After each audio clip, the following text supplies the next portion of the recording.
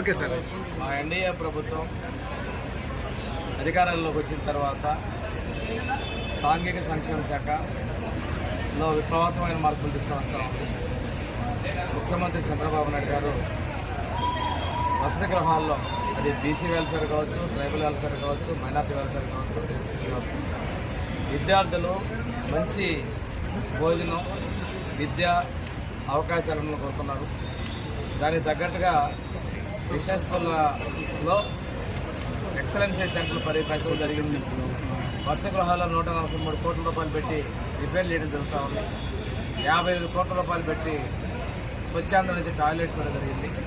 పిఎంఐటీ మరియు డిఎంఎఫ్ నుంచి 100 కోట్ల రూపాయలతో కొత్త బిల్డింగ్లు ఇవ్వడం జరిగింది. పోస్ట్ మెట్రిక్ విద్యార్థులు కూడా ఎప్పుడూ లేని విధంగా బెడ్షీట్స్, కార్పెట్లు కూడా ఇవ్వడం జరిగింది. ఈ రోజున మొత్తం రాష్ట్రంలోని అందరూ వార్డులతో సహా 3 కాన్ఫరెన్స్ ద్వారా మేము అడ్రస్ చేయడం జరిగింది. వాళ్ళ సమస్యలు కూడా మేము తీసుకున్నాం.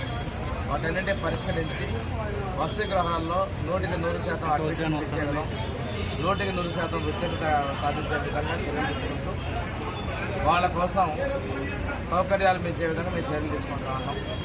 ఎక్కడైనా కానీ వెల్ఫేర్ హాస్టల్స్లో కావచ్చు, ఫుడ్ ఫంక్షన్లో కావచ్చు మంచి విద్య ఉండాలి. భవిష్యత్తులో వాళ్ళందరూ మంచి స్థిరపడాలని ముఖ్యమంత్రి ఆలోచన.